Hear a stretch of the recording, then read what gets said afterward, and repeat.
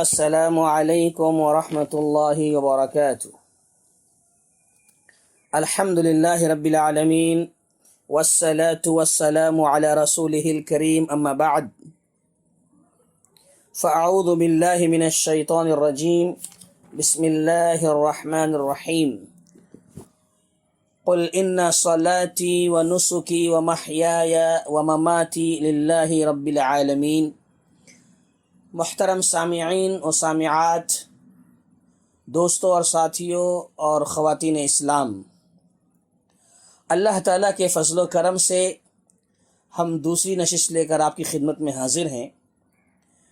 پچھلی نشست میں یا پچھلے درس میں ہم نے آپ کے سامنے انما الاعمال بالنیات والی حدیث کی کیا اہمیت ہے اہل علم کے اقوال کی روشنی میں بتایا، اور ساتھ ہی ساتھ اعمال اور نیات کی تھوڑی سی وضاحت۔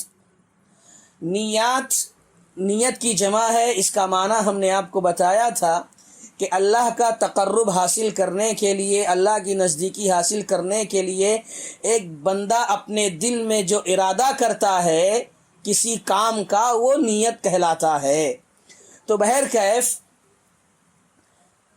نیت اگر درست ہوگی تو اعمال درست ہوں گے، نیت کی اگر اصلاح ہوگی تو اعمال بھی صحیح ہوں گے، درست ہوں گے۔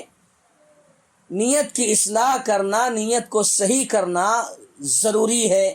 اس حدیث سے یہ ہمیں سبق مل رہا ہے کہ سارے اعمال کا دار و مدار جب نیتوں پر ہے تو نیتوں کی اصلاح ضروری ہے، اور اگر نیت میں فساد ہوگا، بگاڑ ہوگا، تو ظاہر بات ہے کہ اعمال میں بھی فساد ہوگا، بگاڑ ہوگا، اعمال بھی درست نہیں ہوں گے، قابل قبول نہیں ہوں گے اللہ تعالیٰ کے پاس۔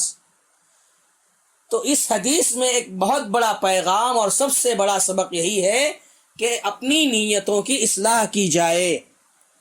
آگے فرمایا وَإِنَّمَا لِكُلِّ امْرِئٍ مَّا نَوَىٰ۔ اس کا مطلب سمجھ لیجئے، سیدھا سادہ یہی ہے، جیسی نیت ویسا اجر۔ ایک آدمی کی نیت کیسی ہے؟ وہ نماز پڑھ رہا ہے، بس ایسی نیت ہے کہ جیسے لوگ نماز پڑھ رہے ہیں میں بھی نماز پڑھ رہا ہوں۔ اگر میں نہیں نماز پڑھوں گا تو لوگ کیا کہیں گے کہ دیکھو مسلمان ہے لیکن نماز نہیں پڑھ رہا ہے، تو اس لیے آ کے نماز پڑھ رہا ہے۔ یا نیت ویسی اتنی پختہ اخلاص جیسا ہونا چاہیے ویسا نہیں ہے۔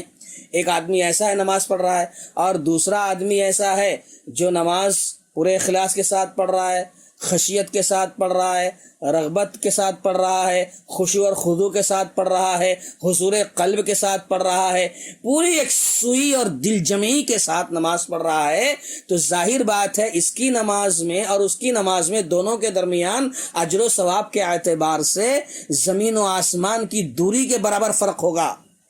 نیت کی وجہ سے اعمال میں تبدیلی آ جاتی ہے، نیت کی وجہ سے اعمال میں جو ہے بگاڑ یا فساد ظاہر ہوں گے، یا نیت کی وجہ سے اعمال اچھے ہوں گے یا برے ہوں گے۔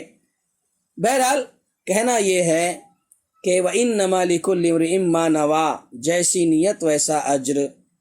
اسی طریقے سے اور آگے بڑھتے ہم لوگ، فَمَنْ كَانَتْ هِجْرَتُهُ إِلَى اللَّهِ وَرَسُولِهِ، جس کی ہجرت اللہ کے لیے، اس کے رسول کے لیے ہوگی، تو فَهِجْرَتُهُ إِلَى اللَّهِ وَرَسُولِهِ، تو اس کی ہجرت اللہ اور اس کے رسول کے لیے ہی ہوگی۔ اس حدیث میں یہ بتایا گیا اللہ اور اس کے رسول کے لیے ہجرت، اس کا کیا مطلب ہے؟ اس کی ایک وضاحت یہ ہے کہ آپ جانتے ہیں کہ جب مکہ فتح ہوا تو مکہ فتح ہونے سے پہلے تک جتنے صحابہ کرام نے مدینہ ہجرت کی، صحابہ کرام مکہ چھوڑ کر، اپنا شہر چھوڑ کر کے، اپنا گھر بار مال سب چھوڑ کر کے مدینہ ہجرت کر کے چلے گئے۔ مقصد کیا تھا؟ ان کی نیت کیا تھی؟ اللہ کو راضی کرنا، اللہ کے رسول صلی اللہ علیہ وسلم سے محبت، اللہ کے رسول کو راضی کرنا، یہ ان کی نیت تھی۔ اللہ سے ثواب اور اجر کے طلبگار تھے، اللہ تبارک و تعالیٰ کو راضی کرنا چاہتے تھے، اس لیے انہوں نے اللہ کے لیے اور رسول کے لیے کیا کیا؟ مکہ سے مدینہ ہجرت کی، اپنا سب کچھ چھوڑ دیا۔ جو مالدار تھے، پیسے والے تھے، مدینہ آ کر صفر ہو گئے، زیرو ہو گئے، سب کچھ چھوڑ چھاڑ کے چلے آئے, ہجرت کر کے آئے اللہ کے لیے, رسول کے لیے. تو یہ ہجرت اللہ اس کے رسول کے لیے ہے.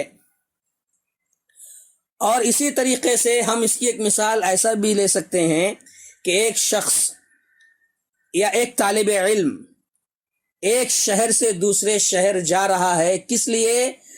علم حاصل کرنے کے لیے. شریعت کا علم, دین کا علم, تفسیر کا علم, حدیث کا علم, عقیدے کا علم, منہج کا علم, یعنی شریعت اسلامیہ کا علم سیکھنے کے لیے وہ ایک شہر سے دوسرے شہر جا رہا ہے. ایک شہر سے دوسرے شہر ہجرت کر رہا ہے, سفر کر رہا ہے, منتقل ہو رہا ہے علم دین سیکھنے کے لیے. تو اللہ سیکھنے کے لیے ظاہر بات ہے اس کی نیت کیا ہے؟ اللہ اس کے رسول کو راضی کرنا ہے, اللہ اس کے رسول کے لیے علم دین حاصل کرنا چاہ رہا ہے. تو خلاصہ یہ ہوا, مطلب یہ ہوا کہ اس کی ہجرت اللہ اس کے رسول کے لیے ہے.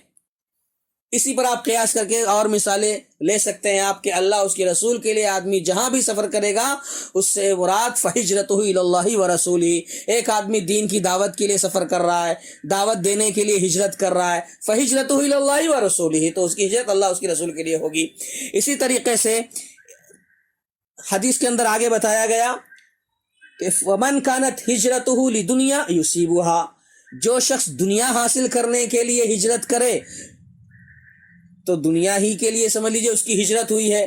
یعنی ایک شخص کو یہ پتا چلا کہ فلاں شہر میں فلاں جگہ پر مال اگر بیچا جائے, بزنس کیا جائے تو وہاں زیادہ منافع ملے گا, وہاں مال سستا ملتا ہے, یہاں پر بیچیں گے منافع زیادہ ہوگا. تو ہجرت کر رہا ہے, سفر کر رہا ہے, یہاں کا مال وہاں لے کر جا رہا بیچ رہا ہے, اور وہاں کا مال یہاں لا کر بیچ رہا ہے. یعنی ہجرت کر رہا ہے کس لیے؟ دنیا کمانے کے لیے, دنیا کے لیے. تو فہجرتہ الی دنیا, اس کی ہجرت جو ہے دنیا ہی کے لیے ہوگی. او امرأۃ ینکحها فہجرتہ الی ما ہاجر الیہ, اور ایک شخص ایسا ہے جو کسی عورت کے لیے ہجرت کر رہا ہے, نکاح کرنے کی خواہش ہے. کسی شہر میں کوئی عورت ہے, اسے پسند آ گئی ہے, نکاح کرنا چاہتا ہے. تو نکاح کرنے کے لیے ایک عورت سے محبت ہو گئی, اس کے لیے وہ ہجرت کر رہا ہے, اس کے لیے سفر کر رہا ہے. تو اس کی ہجرت اسی کے لیے ہوگی جس کے لیے اس نے ہجرت کی ہے. اس حدیث کے اندر خلاصہ یہ ہوا, یا اہم بات, بنیادی بات یہی ہے کہ انسان کی جیسی نیت ہوگی ویسے اس کا اجر ہوگا, جیسی اس کی نیت ہوگی ویسے ہی اس کے اعمال مرتب ہوں گے.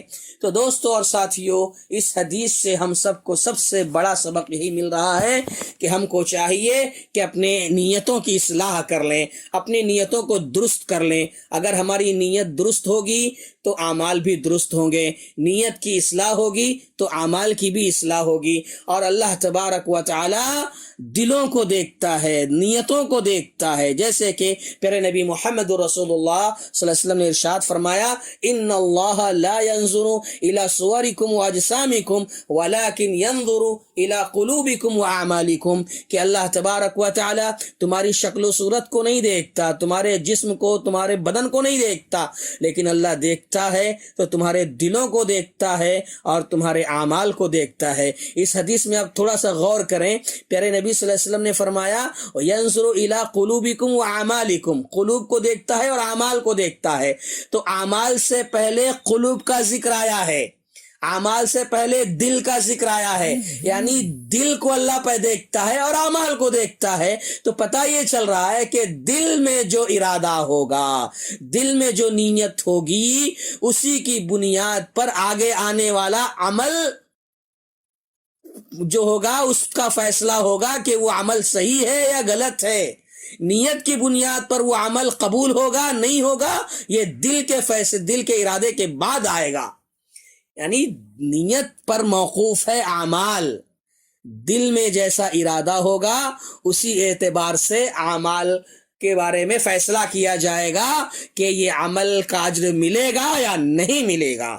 تو پیارے نبی محمد رسول اللہ صلی اللہ علیہ وسلم نے فرمایا ہے اللہ تعالیٰ دلوں کو دیکھتا ہے اور اعمال کو دیکھتا ہے.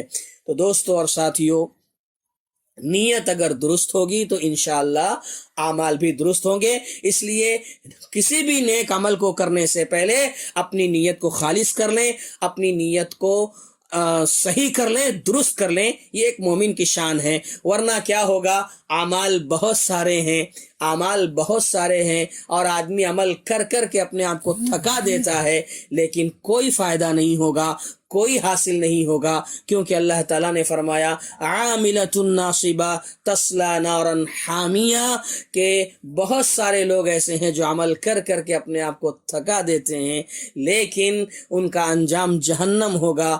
دوستو اور ساتھیو، وقت ختم ہو رہا ہے. میں 10 منٹ کے اندر ہی اپنی بات آپ کے سامنے پہنچانا چاہتا ہوں. انشاءاللہ جو باتیں تھوڑی سی رہ گئی ہیں وہ تیسری نشست میں آپ کے سامنے رکھی جائیں گی. اللہ تعالیٰ سے دعا ہے کہ اللہ تعالیٰ ہم سب کو نیتوں کی اصلاح کرنے کی توفیق عطا فرمائے. آمین. وآخر دعوانا ان الحمد للہ رب العالمین. السلام علیکم ورحمۃ اللہ وبرکاتہ.